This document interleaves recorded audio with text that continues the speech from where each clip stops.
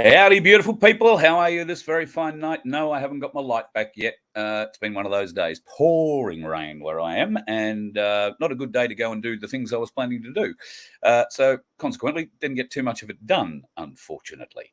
But anyway, tomorrow's another day. We'll see what we can do. I did get a lot of other stuff done, which is useful. And thank you to everybody who sent emails. We'll have a bit of a talk about those patches in the not too distant future.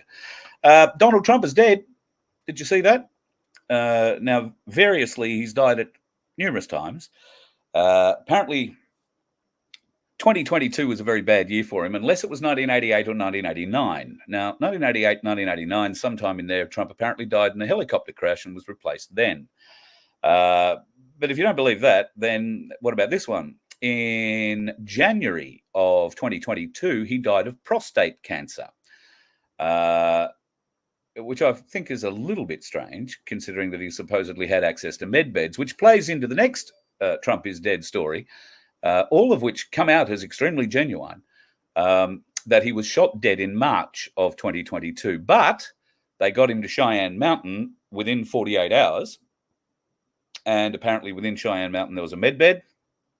And if you're shot or killed, you can be somehow put back together again and revived in the med bed, provided you are in it before the 48 hours ticks over. He apparently was, but his memory was blanked to, save him the trauma of the gunshot and everything like that. I would have thought he'd be okay with that. I just got up and survived would be Donald Trump's thing. But anyway, that's current news on Trump. There is a lot of news about Trump floating around at the moment. He is, in various different lights, either a good guy or a bad guy, and being portrayed from a cabal perspective, and being portrayed, or evidence being handed out, suggesting that he's more involved with the dark side than not, particularly the Jewish dark side. I don't know, haven't dug deeply enough into it.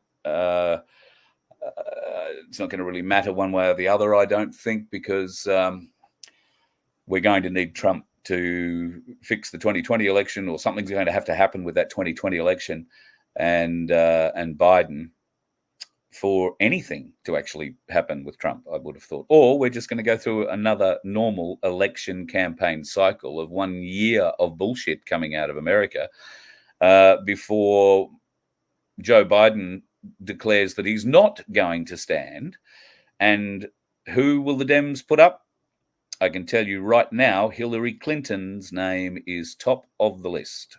So if Joe Biden refuses or decides or is resigned and won't be standing again in 2024 because of the clear issues that he's having mentally, then Hillary could be back up again. Wouldn't that be a shock? Also, there is some talk that there could be a few others who poke their head up around that time too. One of those is Michelle Obama. I believe, though, that the plan is for Michelle Obama to come out of the woodwork in 2028. But I'm not sure that Michael will be around then. We'll just have to wait and see. I guess it's all a little weird and strange. What's true, what's not, who knows? All I can do is hope that you use the same kind of discernment that I do and smile politely and say, oh, yeah, there's another one. Hope it all goes well. Let's have a bit of a look in here, see who's saying what tonight. G'day, Chris. I think you were first in the room. No, Aussie Sue was, followed by Chris. 10 cents in there. Not reading anything you're saying. Hello, Margot. Sunflower, you gorgeous woman. Yes, I know. I was coming to the Sunshine Coast today, and there's a few things in a storage shed I need to get. But they're big things, and I don't have enough tarps to cover them, so we're not going up in the rain to do it. So it's all electrical. So don't need that sort of crap in my life. It's pretty hard to go and sell a fridge if it's gone and got itself waterlogged and won't turn on anymore. So anyway, we'll try and fix that at a later date. Spring Tree, got your email, mate. Thank you very much. I sent you one back today. Barbara, Maria, Michelle is in the house. House, 7 lots of love to everybody in there. I'm so pleased that this room, you all get along so famously. And who needs moderators? Well, okay, clearly the girls have scared the trolls right off because we haven't seen too many of them. I'm not encouraging you. Don't think you've got to come and say hi.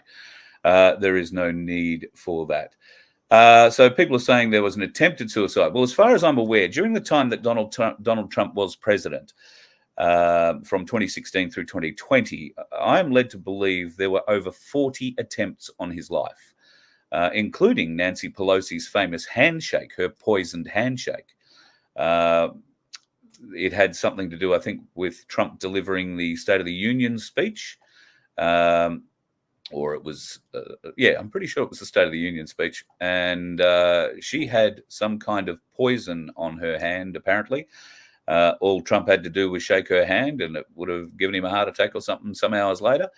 That didn't work out either. So Nancy probably walked around and I don't know who she'd waved at by that stage. Stranger, weirder and weirder. Brucey's in the room. How are you, mate? I hope you and Peter are well. Ladies and gentlemen, please wish Bruce and his lovely fiancée all the best. He finally did the right thing and got down. Well, actually, I don't know if he got down on one knee because he might not be able to get up again. But he got down at any rate and asked his lovely partner, Peter, if she would, have him for the rest of her life or his, whichever come up first. And she agreed. God love her. Who knew? So pass on congratulations to the great man. He's a gentleman and a scholar, Brucey. And if you're in the Maryborough area in Victoria, then Bruce and Peter look after My Place Maryborough. They will look after you brilliantly, just like they looked after me. Love you, brother. Hope you and Peter are well. Who else we got down here today? Have I seen the EU admission that the jab would not have been... Yes, I have seen that. I've also seen a few interesting things about the new ones that are coming up. They're going to start pushing. And in fact, why don't we get into a bit of that right now? This is probably going to come our way soon. This is happening in New York. The appellate division of the 4th Judicial Department has reversed the outcome of a legal challenge that struck down Governor Kathy Hochul's Rule 2.13 isolation and quarantine procedures for violating the individual rights of New Yorkers. Now, that case was heard and the mayor lost. However, there's been some kind of an appeal by the sound of it, and it now appears that there has been a reversal. This means that the government of New York is now allowed to legally remove residents from their own homes, haul them off to Camp FEMA for re-education. There is no age restriction on who can be abducted and taken to these camps. There is no time limit that you will be in these camps. You'll be in there until they decide to let you out. And, your parents won't be allowed to put you in. They can take kids of any age. There's also some new laws coming out where, not in Australia, thankfully not in America, it will come to the country in the near future, but they are changing the laws so that even if you have a meme on your phone that could be anti-government, it could get you in a whole heap of shit. So be prepared. That sort of bullshit is probably going to come our way because every other piece of bullshit does. New South Wales have legalized euthanasia. Now, I know that, this is a very powerful and strong argument, an emotive argument. However, we know in South Australia that the laws around the euthanasia debate have been stretched somewhat. And instead of this being offered or being able to be used by people who are suffering terminal illnesses with no hope of recovery, it's now being offered to people who are having headaches. Some might say migraines. I'm sure some migraines, absolutely. If you're suffering migraines on a daily basis, I know from personal experience with a friend that it can be extremely debilitating to a point where you take your own life. So headaches are not to be dismissed. Sorry, I've thrown myself there with what I was talking about. At any rate, New South Wales has currently got 100 doctors trained to be murderers.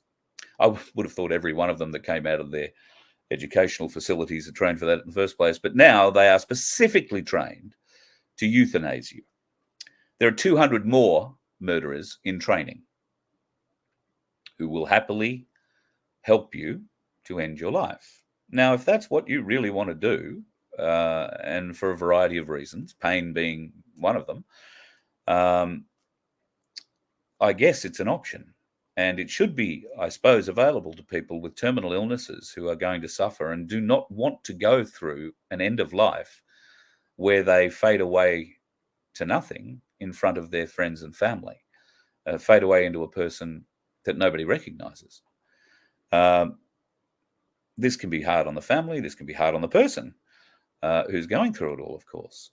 But would you choose to end your life because of that? Would you choose to end your life because of, period pain? Because if you have constant period pain, there are doctors, particularly in South Australia, who'll say, well, euthanasia is available. That is effectively saying your doctor is telling you to go and kill yourself. Think about that. So, and I'm sure that in some instances that is a relevant discussion to have.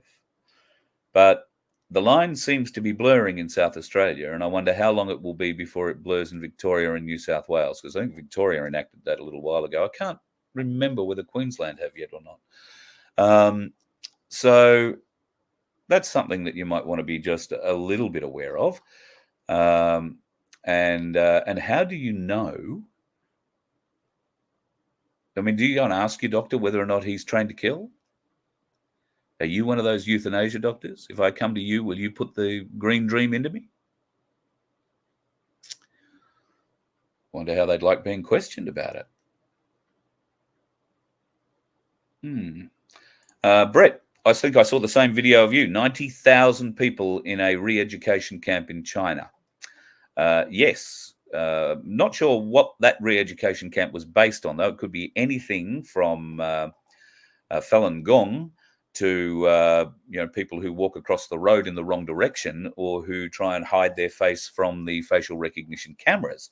So China, there's nothing new to re-education camps in China. They've been around forever. What is new is that the Western world seems to be taking a leaf not only out of their book, but out of their exercise manual, how to do this.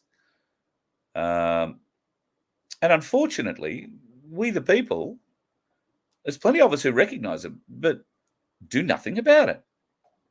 Do nothing about it. I saw a meme today. I should have saved it and brought it up for you. It went along the lines, I'm paraphrasing it, but it went along the lines of, there are so many bad things happening in the world in front of people's faces every day, and they acknowledge them.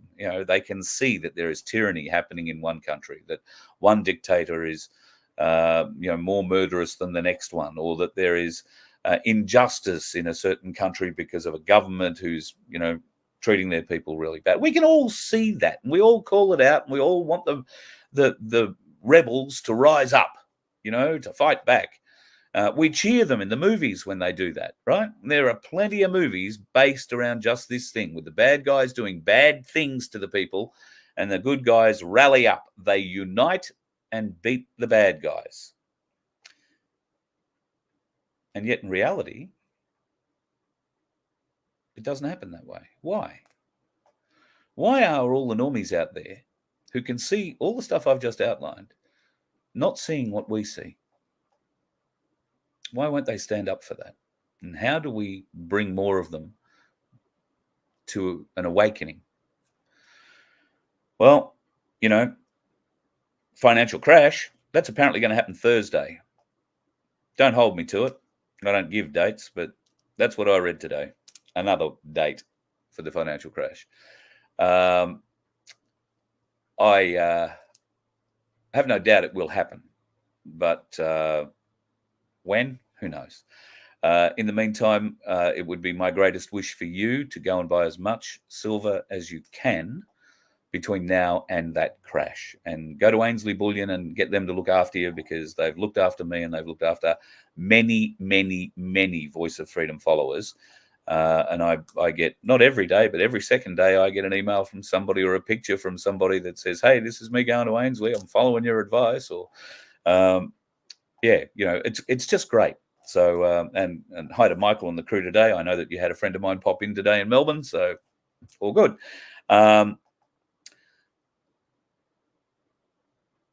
Yeah, buy silver.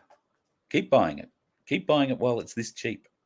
Just a coin. Buy one of the half-ounce coins if you don't have enough money for a whole-ounce coin.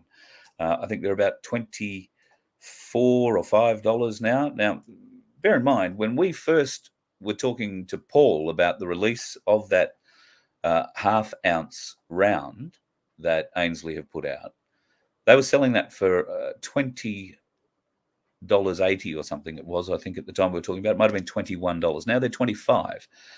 That was 3 months ago, 4 months ago, might be 6 months ago. But still, did your money make that much extra money if it was in the bank for that period of time? Could you have put $20 in the bank and made 25 in that time? I don't think you could have. Banks don't do it like that. But gold and silver, precious metals do. Go and learn about them. Go and get them. You don't have to have much, particularly if it's true what they say about silver going up. And there's more and more evidence, and actually a lot more of mainstream media talking about silver and the price of silver at the moment, and how the commodities market has been artificially managed, I think is the term that they used in the story that I saw.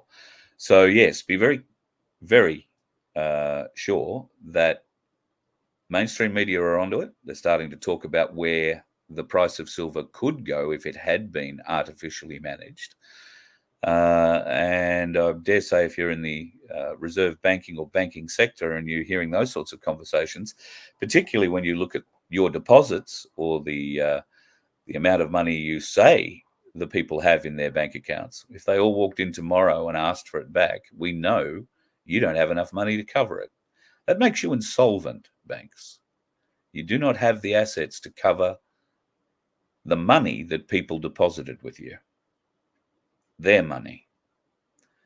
You also have bank bail-in laws, which help you keep their money, our money, to bail you out of the shit.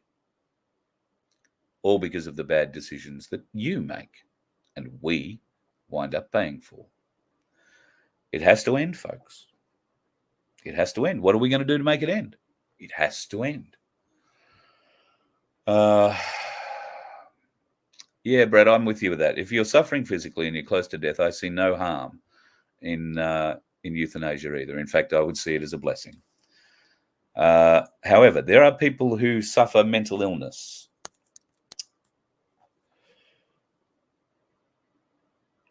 If they suffer schizophrenia, say, is that a reason to kill yourself?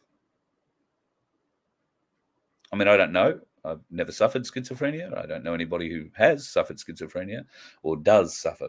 Oh, that's not true. I do know somebody who does, but not to the extent of multiple personalities. I guess if you're a multi-personality type, how would the euthanasia argument be conducted? Because multiple personalities inside these people have been given, not rights exactly, but they're an entity. So what if the person wants to die and end this horror of their life, but the entities inhabiting the person, these schizophrenic personalities, don't? How does that work out? How does the doctor figure out what to do there? Oh, I'm sure they'll figure out exactly what to do. And there will be a green dream involved, because at the end of the day, that's about what they want to do. Sean Ambrose, what a man. Now, Sean Ambrose and I sat down and had a chat recently. I'm still cutting that chat together because Sean likes to tell a story. But in the last 12 months, silver has increased $290 a kilo. And he is 100% right about that because he sent me a picture today of the silver kilo bar that he bought 12 months ago. And I think it was $1,007 at the time. So I'm sorry, mate, I've outed you owning a silver bar. I beg your pardon. I didn't ask your permission to do that. I apologize. However, $290 a kilogram. That's what it's gone up. Now, could you have put $1,000 in the bank and made $290 on it in 12 months? Is there an interest rate in a bank somewhere where you can do that? I ask genuinely because I honestly don't know. But I'd like to find out.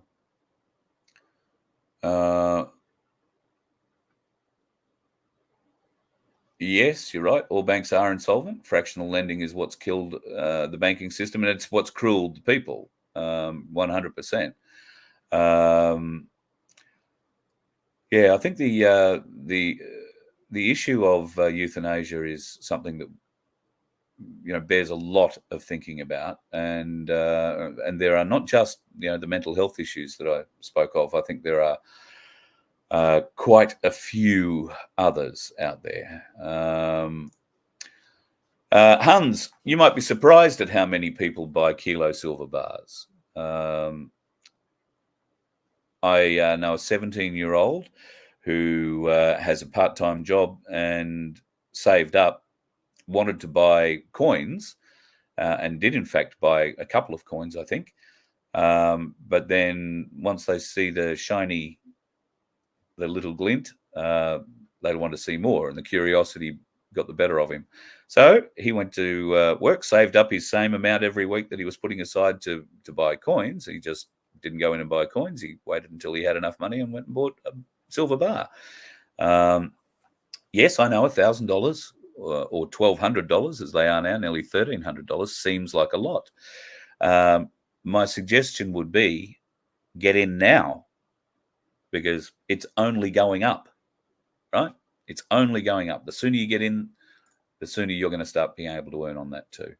And Ainsley can look after you. AinsleyBullion.com.au, and you don't have to go into the office. They do a secure transfer to you or transport to you, and it's very cheap. It is the cheapest delivery and security fees in the country, I think.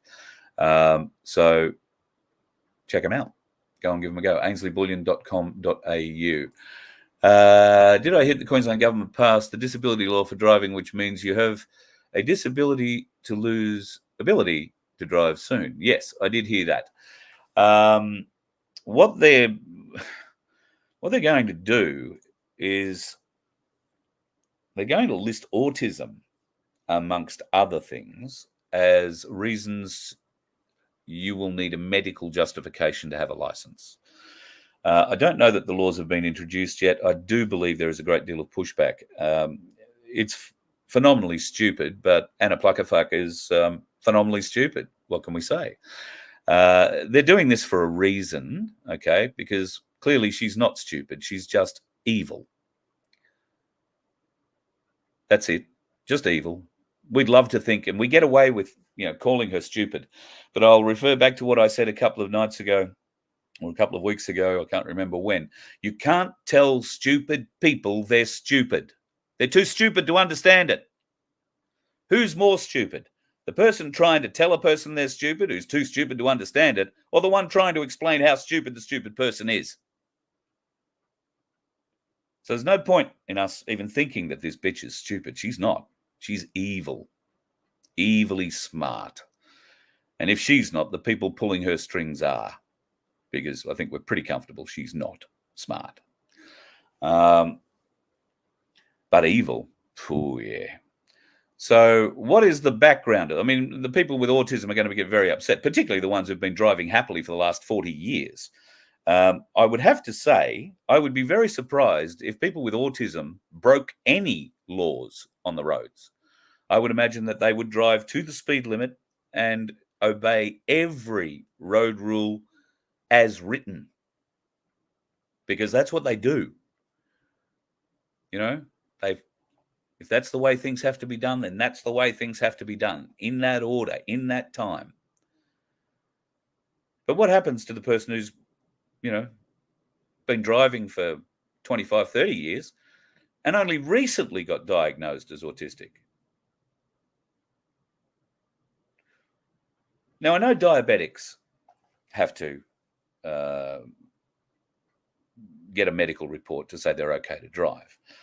Unfortunately, there is a great example of what happens when a diabetic has a low. And when I say a great example, I mean a horrifying example. And that's what happened in Daylesford a few weeks ago, when a car ploughed into a bunch of people and killed, I think, 3 in a hotel in Daylesford.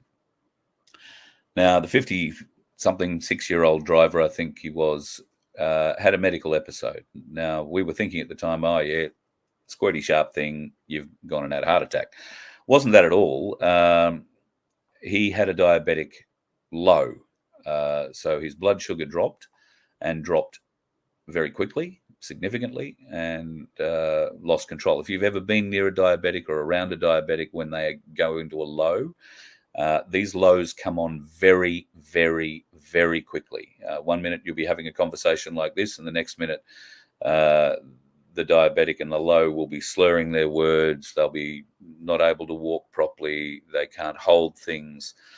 Their cognitive understanding disappears. It's quite shocking, particularly if it is a heavy low, where they drop down to a very low number. That's what happened to that fella. So he essentially collapsed behind the wheel and drove into this area. At least that's my understanding of it. So we need to be a bit careful of those sorts of things. Be mindful. I was talking about something there, and oh yes, that's right. The Queensland government's bloody rules on having to tell everybody about that. We'll tell everybody in the licensing world. Well, diabetics have to do it. They've got to go and get a medical report done. But it's really up to the diabetic to self-diagnose when they are going to get a low, or a diabetic these days can go and get a device attached to them that automatically gives them the insulin that they need when they need it. It automatically measures them and keeps a track of their glucose levels in their blood, and automatically injects them without them having to think, feel, or do much about it. Let's face it, after 30 years plus of sticking pins in your fingers and doing blood tests and sticking needles into yourself, you probably get a bit sick and tired of doing it. But the alternative, sadly, is not very nice. But the government wants to know the ins and outs of all of us. And of course, if you've got a reason to take the license off you because, you're autistic, then they'll just draw a line through your name and tell you don't have a license anymore. You're not allowed to drive. It doesn't mean you've forgotten how to drive, but the consequences of driving without a license and having an accident don't bear thinking about. So that's how they get you, folks. That's how they get you. I've got a few other bits and pieces here that I want to show you tonight. I think I've only got through the first one or two. Here's a nice one for you. Pfizer. They're going to rake in billions on a new cardiovascular drug that is treating a sudden spike in heart problems around the globe. How surprising is that? It's also come to light that there are a number of DNA fragments in the jibbity jab. This is a bad thing. That's called bacterial DNA, and that's an infection. This seems to be the cause of many of the problems associated with the jibbity jab. So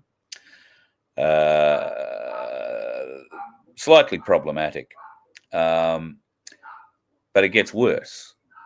In America at the moment, the US Drug Administration is funding research into edible vaccines. Right now, they are trialing spinach and lettuce that you can eat and be vaccinated with. Now, they're saying right now it's just for cattle. But that isn't the case at all. We know that they have trialled this in humans. There is actually a video about it that explains how excited they are that farmers will be able to grow fields full of vaccine for humans and for animals. This raises another problem, and it comes down to bacterial DNA fragments.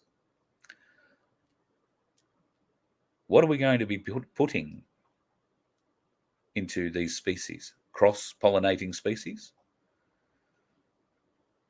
Now, I don't think that we should be funding anything to do with edible vaccines.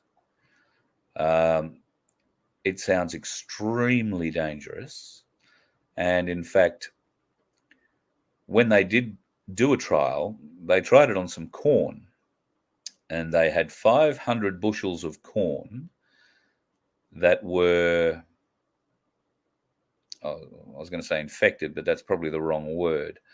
Well, no, it probably is the right word. There were 500 bushels that escaped the test area, and they wound up with 500,000 other bushels of corn. Now, the 500 that escaped had been treated, so they had some genetic modification made to them that they would stop pigs getting diarrhea. Now, that 500 bushels didn't make it into a 500,000 bushel pack of pig feed. It made it into a 500,000 bushel pack of human corn feed. And it all had to be recalled and destroyed, because I don't imagine too many people want to be eating corn that's made to stop pigs getting the shits. Do you? This is the kind of stuff they're doing. Now, it's bloody horrifying. Horrifying for me, anyway. Medicare. Medicare are out to do something to you. If you're getting this sheet, read it very, very, very carefully. My Medicare. What a bunch of bullshit. It is your Medicare, but if you sign this, get this bit. You're going to be sharing your bit with everybody. I understand there is no cost to register in my Medicare. I declare I have read and understand the My Medicare privacy notice. Read the privacy notice, folks, and then don't consent.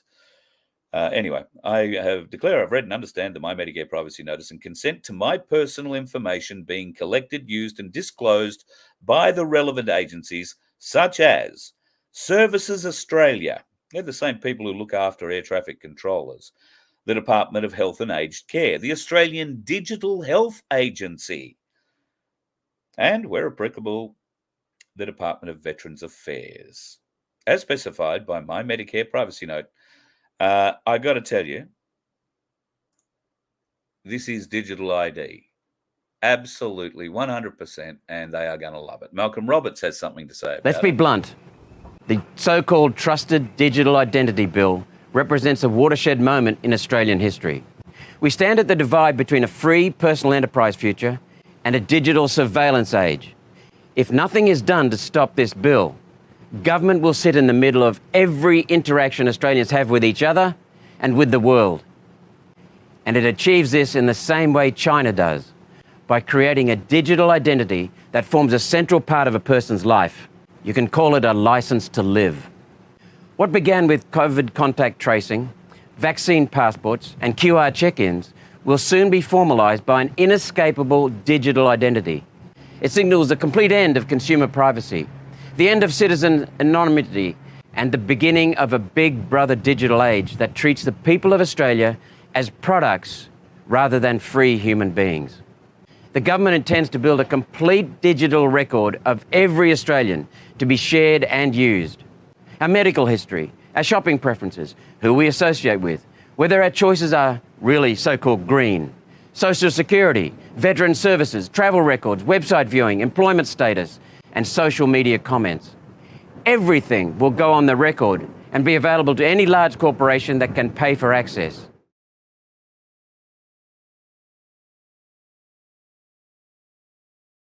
Bloody frightening, really, isn't it? Don't you think? So we have to stop that digital identity bill. And if you haven't already emailed your local members, both your House representative and your Senate representative, then please do so. In fact, email them all if you're bored and lonely. Write one letter and send it to all of the bastards. Let them know just how unacceptable this bill will be. But it does look, for all the money, like they're going to get it through, unless we stand up and do something about it. We have to stand up and do something, folks. Sitting back and doing nothing isn't helping us. We need the right direction to take us, though, because just doing something for the sake of doing it isn't going to help us. It'll only get us in the shit. We need to have a clear direction and where to go, what to do, and how we're going to get there. And I don't think we've got that yet. But there are many people working on it, and hopefully we'll bring a few of them together here on the Voice of Freedom. And with your love and blessings, we might be able to work a few things out. Okay. To say I have had a big reaction to my offer last night to share some of these pain patches with people would be a mild understatement. It's a very genuine offer, though. I want to help. Some people mentioned where those patches may have come from in the chat last night. They are an X39 patch. I'm staggered by the results. That's all I can tell you. I am staggered by the results of the people that I've given them to. Now, I've told you about Carol. Now, my friend Carol, I met Carol 5 years ago. She and her husband on the first night of a cruise, the first cruise I had ever been on in my life, the only cruise I've ever been on in my life. I met John first at the bar. Funny about that. And I met Carol second. Now, we got on like a house on fire. It was a 14-day cruise, and yeah, we've been friends ever since. However, I haven't seen them since the night before the cruise ended until our recent trip. And I had forgotten that Carol was in pain. She had a bad back injury and bad neck injury some years ago. She's also had multiple other surgeries. So she was explaining that to me, and I had had one of these patches on my neck given to me, and tried it, and it worked on me. Cured my neck and shoulders and back within hours, and for days. So I had 2 of these patches left. So I thought, well, maybe we should try one on Carol. So I did 3 little pieces with Carol, 3 little interview pieces with Carol. So I'm going to play them to you. This is part 1, where she'll explain to you exactly what her position was like when it came to pain and what sort of problems that she's got. Now, I'm only playing these to you because I'm blown away at the reactions people are having to these patches, particularly people who have chronic pain, bad pain. Now, I want to be able to help as much as I can. And somehow we will figure out how to help as many people as possible with these patches. But you can buy them. And if you choose to buy them, then I will send you a link, and the Voice of Freedom will get a very small commission out of that sale that will help us stay on the road.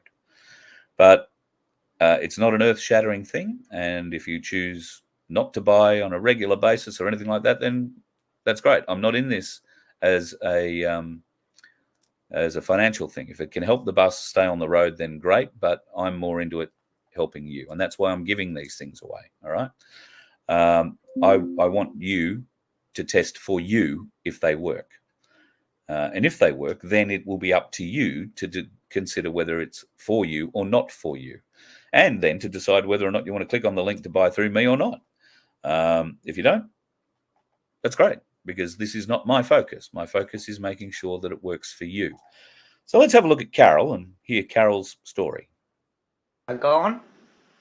It's all prolapsed because I got hit on the back of the neck with a speaker at a rock Year's concert. Eve too, yeah. Who knew you were a rock chick?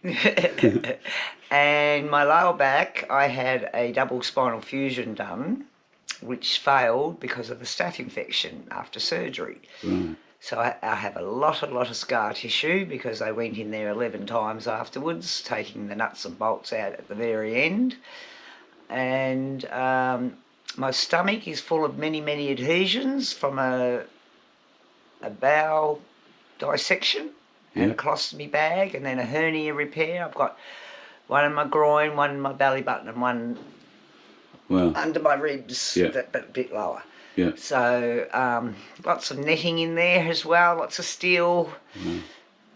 So my stomach is a mess, so my torso is a mess. So how long have you been in pain? With my back for 33 years. Like on a daily basis? On a daily basis. So never without it. What has been your pain relief so far, or what do you do to get through it? Helixia opioids I'm on now. I started with Panadine Fort in the very beginning, and am now on an opioid which still does not relieve my pain. So I've popped in to share the weekend with you guys, and you're telling me about how painful your back is and that you are in constant pain. How many hours a night do you on average sleep? Oh, between 2, 3, 5. If I get 5, I've done really well. Right, 5. Okay, so we decided, because we were, catching up last night, there were a few scotches involved. Then Jim Beam on my side. we thought, well, we would wait until this morning and start during the day. So at about 10 a.m. quarter to 10 this morning, I put the 10. patch on the back of your neck, down sort of around the C7 area. And I asked you maybe an hour into it, 45 minutes ago, before I had a shower. I said, feeling anything? And you said, nah. And then half an hour later, I realised I'm not feeling pain in my neck and shoulders. How long has it been since you've not felt pain in your neck and shoulders? Oh, a long time, many years. But that pain probably isn't as chronic and constant as my lower back, but it is still always there. Well, we're going out. And if I do anything, it's worse. Right, so we're going out in the not too distant future. Yes, in an hour or so. Yep, so that would ordinarily put a bit of a strain on you, I suppose? Oh, yes. I would probably start feeling quite anxious about having to go and... Yeah. Yep. So let's see what this patch does for the rest of you. I mean, it's we're only, an hour and a half into it. Yep. And you're feeling this sort of relief after so many years. And I'm not feeling anxious about getting ready to go or anything like that. Wonderful. So,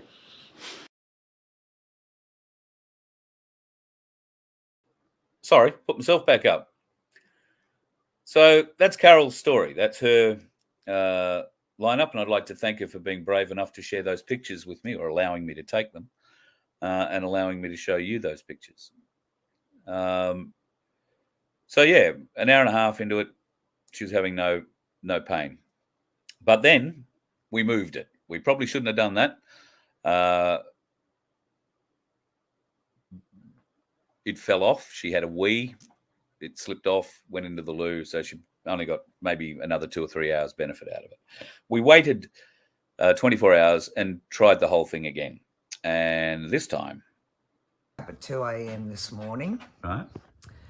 And, wide awake, but I was feeling no pain.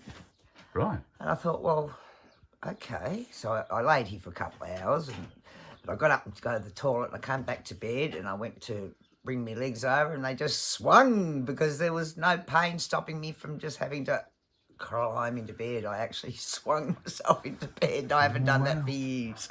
Wow. And I went back to sleep about 4ish, somewhere around 4ish, and woke up at 7 and thought, I can feel that the back's there, and it's got this sort of feeling like as if you've just taken an ice pack off or something like that. It's got this sort of tingly feeling. Yeah. But there was no pain. And I'm still feeling no pain. You've been up for a walk?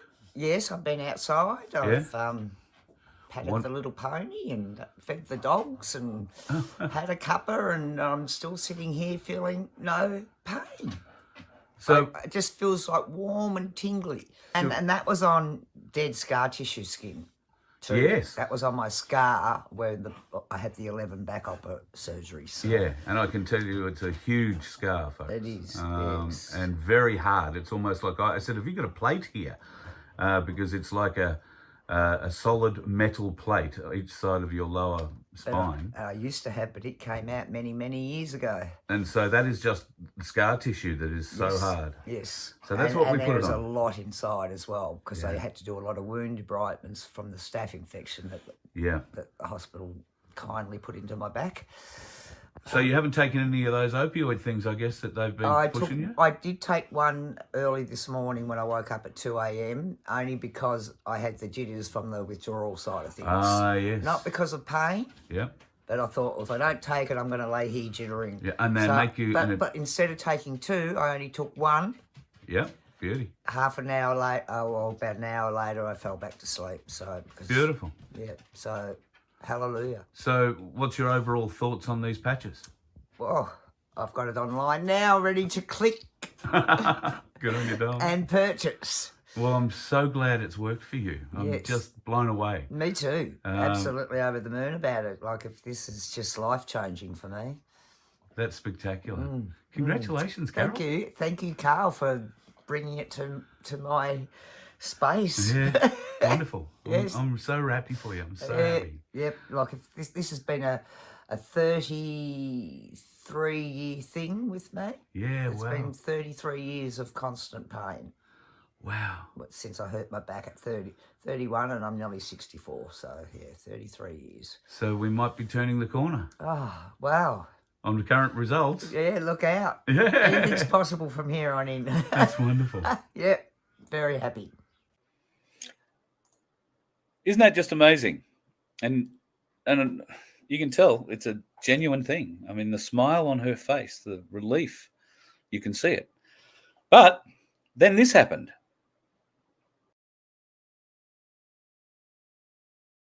What is it you can't do unless you've had a few drinks? Shake the hips. Shake the hips. So now you've had nothing to drink except a coffee. It's early morning now. I drink cacao and honey. Oh, well, there you go. Yep. Right, there you go. So, and now here you go. Shake a baby. That's amazing. Yeah. How long has it been since you've been able to do that? Never. Not since I hurt my back. So in 30 odd years, I have to have a drink to be able to move those hips like that. That's amazing. Because people say to me, when I'm out the pub, yeah, nothing wrong with your back because you dance. And I said, yeah, but honey, I've been drinking all night and I can't feel a thing. Yeah, yeah. But tomorrow, I'll feel it for the next week or so. So, right, well. And here I am. How wild is that? Shake, rattle and roll. Yeah, look, the dogs don't even know what's going on. Hugo's getting all excited. He thinks, now you're up to play with him. Look out. Dancing. Nanny's dancing. Nanny, you don't do that. You must be playing. And Hugo's 14 years old and got a few hip problems himself. I don't know. Legs, yeah. Maybe we've got to see if we can get a patch on him. I can't see why it wouldn't work on dogs and horses. Look out, look out. Well, I'm so glad it's worked on you. Absolutely. Dance us out, baby. Oh, look out for the dog.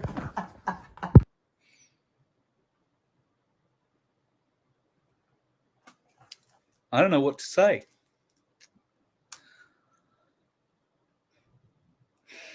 I'm just so happy for her. It works for her. Clearly it works for her. I hope it can work for you. So if you want to learn more about it, I only have, I have a few patches I can share. And Tim Dwyer is going to come on tomorrow night, and we're going to have a further talk, and we're going to explain, he's going to explain the science behind it, because Tim's the man who introduced me to this. But that's a woman who could not dance unless she'd had a lot of alcohol beforehand and would be then expecting not to walk much at all for a week afterwards, who is bounding out of bed, only taking the opioid painkiller because it's to stop the jitters and the withdrawals, and she's dancing. And that's not the only one I've got, folks. There's more people like that. And the joy that I get from being able to just say, hey, try this. And thank you to Tim for introducing me to it. It's the most amazing thing. So if you want, I will share. I don't want you to go and buy these things and find they don't work for you. I only want you to buy them if they work for you, and only if you can afford them. They're not cheap. They're not the world's most expensive thing, but they're not $1 each.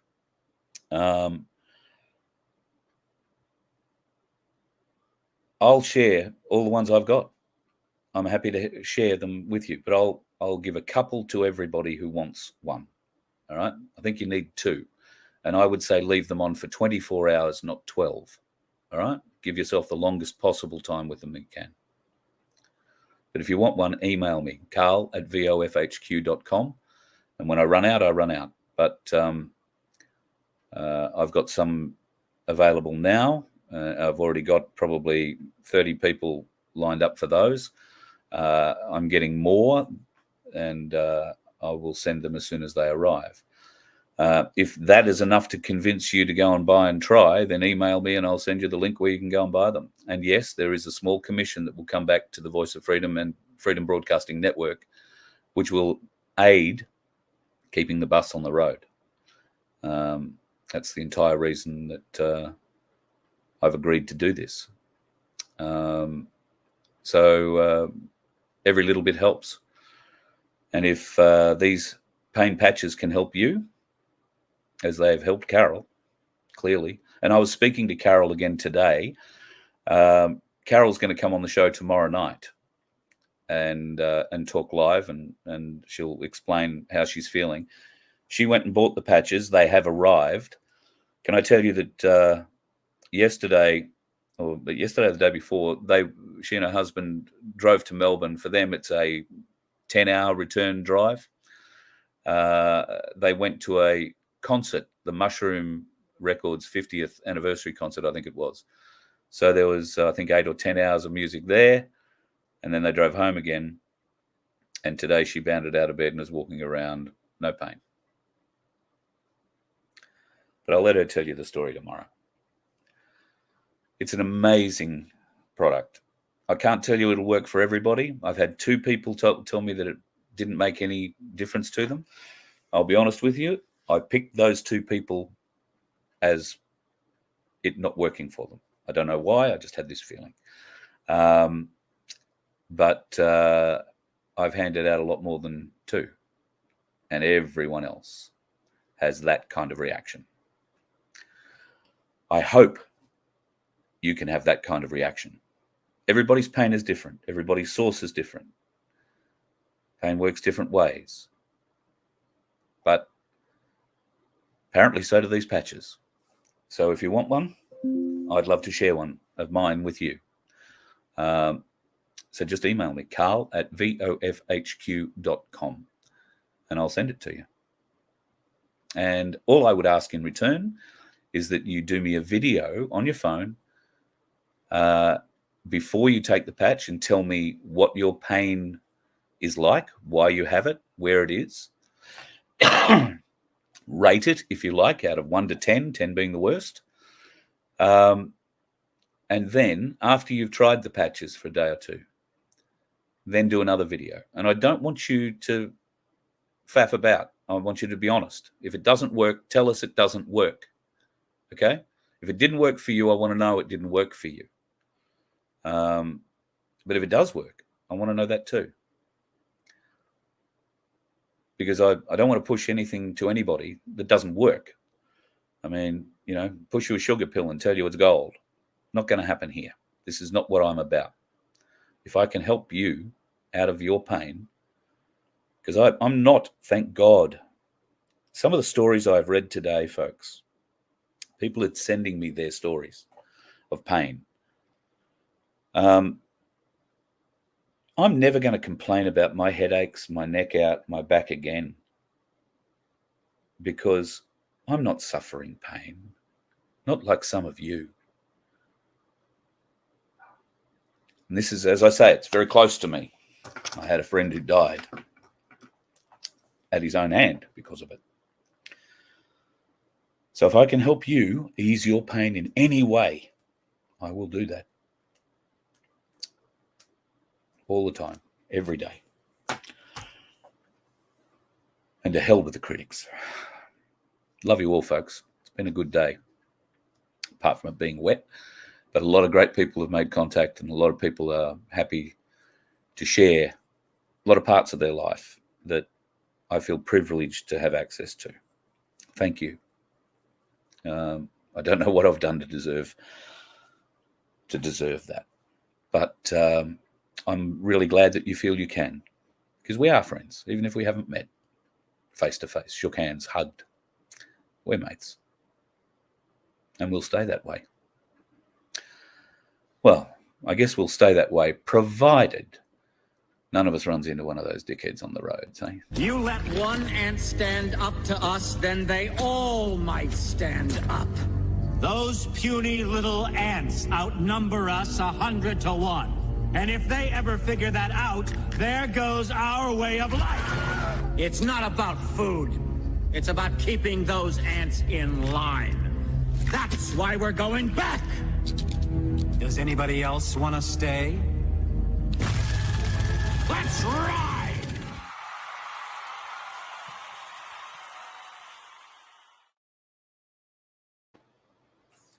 I'm just having a bit of a look at the chat in here. Suveron, I've only just seen what you've said. I don't know what you're doing in the chat, dude. What are you attacking Darren for in the chat? Have you got a problem with Darren? Take it up with Darren. Not in my chat. I see you waving that red flag, and I see you've made a lot of big statements. You want to make statements, email me about them, all right? But don't go embarrassing yourself here. You could be one of those dickheads on the